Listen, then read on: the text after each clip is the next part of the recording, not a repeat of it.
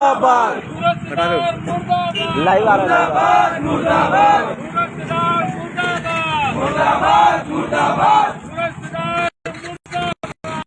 मुर्दाबाद मुर्दाबाद मुर्दाबाद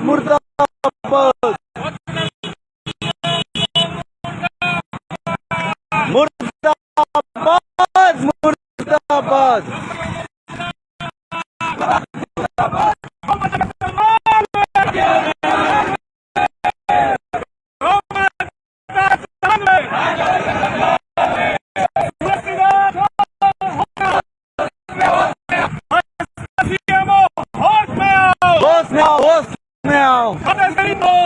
बंदो राष्ट्रमाता राष्ट्रमाता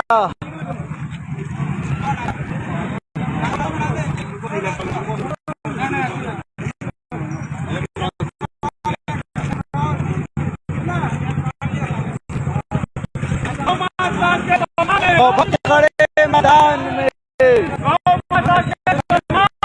नमस्कार दोस्तों, कुछ लोग ऐसे होते हैं कि जिनको अपने नाम की कोई परवाह नहीं होती। वो काम ऐसे कर जाते हैं कि उनका नाम अपने आप हो जाता है। कुछ लोग ऐसे होते हैं जो देश के लिए मर मिटने को तैयार होते हैं। आज हम जिस शख्स से आपको मिलवाने वाले हैं, उन्होंने अपना पूरा जीवन समर्पित कर दिया है गौ माता के लिए। जी हाँ दोस्तों, बिल्कुल सही सुन रहे हैं, गौ माता के लिए उन्होंने अपना पूरा जीवन समर्पित कर दिया है। उस शख्स से हम आज आपको मिलवाने वाले हैं। उनका नाम है उमेश बिसेन। उमेश बिसेन जी, आपका बहुत बहुत स्वागत है हमारे YouTube चैनल में। आपका भी बहुत बहुत स्वागत है हमारे रावण भाटा मैदान में। कुछ लोग अपने काम धाम में इतने मसरूफ हैं कि वो उसी में लग रहे हैं, पर आपने जो अपना जीवन गौ माता के लिए समर्पित किया हुआ है, क्यों? मैं सनातन परिवार से हूँ, दूसरा मैं कृषक परिवार से भी, तीसरा और हमारे जो हमारे समाज है वो गौपालक समाज है। तो मेरे जो दादाजी थे वो गौपालक थे, उनके बीच में खेती किया गया। और मेरा एक लगाव प्रकृति प्रेम और गौवंश से शुरू से रहा। गौवंश होता है, हमारे त्योहार है सारे। तो जहाँ से निवास किया वहां से सब चीज सीखा अपने परिवार से, अपने पिताजी से, अपने भाई से, अपने चाचा से, अपने दादा से, अपनी माँ से सीखा। सीख के जब यहाँ मैं आया रायपुर के अंदर में, तो देखा कि रायपुर के आसपास जो मृत गौवंश है उसको काट के लोग बेचते थे। मैं जहाँ भूमि में खड़े, इस भूमि में भी लोग ऐसी स्थिति थी कि मठ से गौवंश लाते थे, बीमार घायल जो भी था, मठ के गौवंश को लाके काट के ही बेचते थे। हमने उस चीज को देखा तो हमने बोला नहीं, जो मृत हो जा रहा है उसका कम से कम अंतिम संस्कार हो। ये शुरुआत हमने इस तरीके से करी। जिस जगह पे खड़े हैं, ऐसा सुनाई देता है कि ये आपकी कर्मस्थली है। हाँ, आप इसको अपनी कर्मस्थली क्यों मानते हैं? मैं इसलिए कर्मस्थली मानता हूँ क्योंकि पहला गौवंश का अंतिम संस्कार यहीं पे हमने करवाया जब हम करवाना था। इस वीरभूमि उस समय कुछ बना नहीं था, सब खाली था, कचरा पड़ा रहता था, और सड़क में हजारों गौवंश ऐसे रानगांव तक पड़े रहते थे, तो कोई भी उसको अंतिम संस्कार नहीं करता था। और हमने देखा कि वो मांस कट के बाजार में बकरे के मांस से मिल के लोगों को बिकता था। हमने सरेआम पकड़ा भी। अच्छा। और वो बेचने वाले भी हमारे बीच के कुछ लोग थे, और कुछ जो उनके पीछे जो सिंडिकेट जिहादी लोग काम करते उनका उपयोग कर रहे थे। एक बड़ा मीट का व्यापार गौ मांस का, मृत गौवंश का, छत्तीसगढ़ के रायपुर शहर के अंदर में था। और क्योंकि हम उन जो लोग ये काम कर रहे हैं उनसे विवाद नहीं कर सकते थे, तो हमने समाधान ये निकाले कि जब ये जाएगा तो बेचेंगे कैसे। तो हमने खुद भी करा, नगर निगम से प्रस्ताव भी पास करवाया, नगर निगम से जमीन भी स्वीकृत कराई जहाँ पे अंतिम संस्कार हो सकता है। अब नगर निगम ने भी प्रमोद दुबे जैसा महापौर था जिन्होंने हमारी, और अवनीश राणा जैसे कमिश्नर जिन्होंने हमारी बात को गंभीरता से लेकर बहुत अच्छा विषय है, इसमें करना चाहिए। और फिर प्रदेश में एक लहर चली, लोगों ने पूरे प्रदेश में नगर पंचायत, नगर निगम, अब लोगों में जागृति आई कि अब उसका अंतिम संस्कार चालू करे ताकि ये गौमांस का काम बंद हो जाए।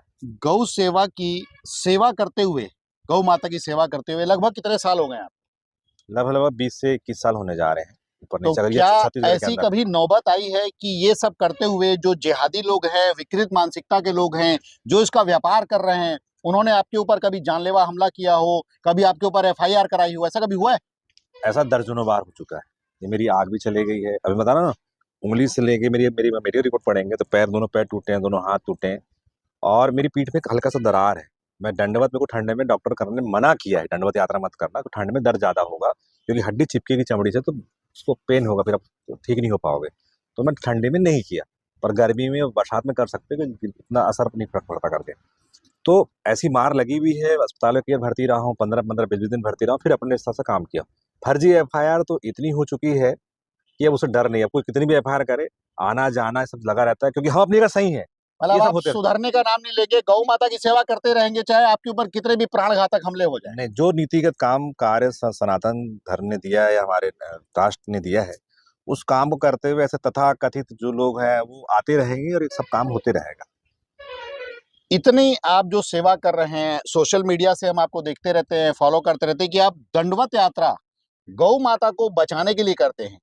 जब भारतीय जनता पार्टी की सरकार आ रही थी तो उन्होंने कहा था कि जो राम को लाए हैं उनको लाएंगे, वो आ गए। आज गौ माता हम लोग देखते हैं कि सब जगह विचरण करते हुए रहते हैं और उनको कोई देखने वाला नहीं है। गोठान जो बने थे वो भी सब बंद हो गए हैं। उसके बारे में आप क्या बोलना चाहेंगे? भारतीय जनता पार्टी से तो कहीं ना कहीं हमारा भी जुड़ाव रहता है, पर वो जो वादा करते हैं वो गाय के मामले में बिल्कुल। किसी प्रकार का भी वादा मैं तो अब केंद्र की बात नहीं कर पाऊंगा क्योंकि राज्य में मैं लड़ रहा हूँ। राज्य सरकार 15 साल भी नहीं करी। जितने भी तस्कर का संवर्धन हुआ है, डॉक्टर रमन सिंह, सम्मानी ब्रजमोहन अग्रवाल, चंद्रशेखर साहू जैसे मंत्री, संवेदनशील मंत्री होने के रहते में यहाँ पे तस्करों का संवर्धन 15 साल हुआ है। मतलब बच्चे पहले छोटे थे, बालिक अगर किसी ने किया है तो भाजपा सरकार ने तस्करों का, जो कसाईयों का, मांसाहार का जो व्यवहार का जो व्यापार करते हैं, हड्डी का जो व्यापार करते हैं, उनका संवर्धन हुआ है। तो भारतीय जनता पार्टी के सरकार में हुआ है। ये इसको मैं डंके की चोट नहीं बोल सकता। तो मतलब ये कहा जा सकता है कि कथनी और करनी में कहीं ना कहीं अंतर है, गाय- क्योंकि जहां तक हम देखते हैं कि कांग्रेस के समय में गोठान बने थे, जो भी काम हुआ होगा, जैसे भी हुआ हो, जगह तो आज भी है, मगर गौवंश हम कई बार देखते हैं कि ट्रक या कई बार बड़ी गाड़ियों से उनको ठोक दिया जाता है और आप जैसे जो सेवाधारी करने वाले लोग हैं उनको लेके आते हैं, जबकि ये काम तो बीजेपी सेल का होना चाहिए। ये कहीं ना कहीं इनकी कथनी और करनी में बहुत कुछ अंतर है।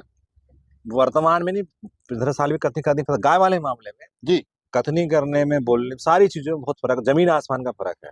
भूपेश बघेल की जो जिस तरीके जो चाहे वो जो भी योजना उसने बनाई गौठान की, इतनी जबरदस्त योजना बनाई, मैं आपको बता दूं कि अगर योजना को सही से अगर अधिकारी क्रियान्वित, क्योंकि मुख्यमंत्री तो ध्याता में जाएगा नहीं, बिल्कुल। अधिकारी करेंगे। अधिकारी वही तो जो भाजपा में थे, वही कांग्रेस में आए, उन्होंने उस योजनाओं को शायद योजनाओं को सही से क्रियान्वयन नहीं किया और जानबूझ के, क्योंकि वो जिस जो आईएएस अधिकारी कभी गोबर नहीं उठाया, वो गोबर में कैसे काम करेगा। ये मैंने थोड़ी सी गलती हुई भूपेश बघेल से कि इसमें कोर कमेटी बनाना था, करीब हर जिले से एक व्यक्ति को बनाना जो वास्तविक 20 साल से काम कर रहा है। उस कोर कमेटी जिम्मेदारी थी, मॉनिटरिंग करके सारा काम मेरा सफल हो जाता है। इस बात को भूपेश बघेल जी ने अंतिम दौरान में जब हमारी मुलाकात, मुझे बुलाया मिलने के लिए, तब कहा कि ये त्रुटि हमसे हुई है और मुझे प्रॉमिस है मेरी सरकार आएगी तो हम उन्हीं लोग को रखेंगे जो वास्तविक गौ सेवा कार्य को, उनकी सरकार आई। आपसे एक अंतिम सवाल पूछना चाहूंगा। पूरा भारतवर्ष सनातनी होने की बात करता है, गौ माता को देश माता मतलब राष्ट्र माता अगर घोषित आखिर क्यों नहीं कर पा रहे हैं? अभी तो जो हम लोग सोशल मीडिया में देख रहे हैं, अभी मुक्तेश्वरानंद जी जो हैं वो भी इस मुहिम में लगे हुए हैं कि कहीं ना कहीं गौ माता को राष्ट्र माता का दर्जा दिया जाए। आखिर कहाँ पे उनकी त्रुटि आ रही, कहाँ पे उनकी जो होमवर्क है वो कम हो रहा है कि उसको घोषित नहीं कर पा रहे हैं? मीट मार्केट इतना बड़ा है ना देश के अंदर में, जहाँ पे कत्ल खानों का, वो जो माफिया है जो हड्डी का काम करते हैं, जो मांस का काम, चमड़े का काम करते हैं, इनका सरकार में बड़ा चंदा जाता है, चाहे केंद्र में सत्ता विपक्ष दोनों में जाता है। उनका दबाव, शंकराचार्य जी तो अभी 2-3 साल से बोल, ये लड़ाई तो करपात्र महाराज के समय से लगातार होती आ रही है और लगातार गोपाल मणि जी महाराज जी पूरे देश के अंदर में इस आंदोलन को लगातार कर रहे हैं। उन्हीं ने शंकराचार्य जी को कन्विंस किया इस चीज के लिए कि आप इसमें आइए। फिर शंकराचार्य जी जब से इस जवाबदारी को लिया है तब से थोड़ी गति आई है, सरकार भी दबाव में आई है और राष्ट्र सरकार अब, जनता भी अब रोड में धीरे धीरे आंदोलन 27 अप्रैल को पूरे देश के अंदर में ज्ञापन देना है और लगातार जागरूकता भी आ रही है। बस चारों शंकराचार्य का सड़क में आ जाए, पूरी शंकराचार्य भी तैयार है और सहमति हो, एक मंच में आके अगर हुकार भरे देश के अंदर में, मुझे लगता है कि केंद्र सरकार भी हिल के इस राष्ट्र मातालय अभियान को करना पड़ेगा। तो ये थे उमेश बिसेन जी, जो अपनी जान हमेशा हाथ में लेके चलते हैं कि कभी भी इनके साथ कोई भी घटना घट सकती है, क्योंकि ये जो अच्छा कार्य करने निकले हैं उनके लिए कई जो विकृत मानसिकता के लोग हैं इनको कहीं ना कहीं एक टारगेट बना के चलते हैं। आइए हम सब मिलके ये प्रण करें कि केंद्र सरकार, राज्य सरकार, सभी से हम आग्रह करें कि गौ माता को राष्ट्र माता घोषित किया जाए। आपके कमेंट्स जरूर भेजिएगा। मैं प्रेम सोनी, संपादक, बाबाजी न्यूज पर। हम हैं मेडिसेल्स, एक अटूट विश्वास की नींव पर सन 1992 से फार्मा डिस्ट्रीब्यूशन के शिखर पर 20 से अधिक प्रतिष्ठित कंपनियों के भरोसेमंद वितरक, एक नाम जो हर साल 300 करोड़ से भी ऊपर के विशाल टर्नओवर को सहजता से संभालता है। हमारी शक्ति है हमारा विशाल इंफ्रास्ट्रक्चर, 2 बिल्डिंग्स में फैला 80,000 स्क्वायर फीट का गोडाउन एरिया और 4,000 स्क्वायर फीट का अत्याधुनिक ऑफिस, 100 से ज्यादा समर्पित प्रोफेशनल्स की टीम के साथ हमें मैनकाइंड द्वारा लगातार 6 बार भारत के सर्वश्रेष्ठ C&F के खिताब से सम्मानित किया गया है। वर्षों से मिले अनगिनत मेडल्स और अवार्ड्स हमारी उत्कृष्टता की कहानी कहते हैं। विशालता और विश्वास का प्रतीक हम हैं मेडिसेल्स।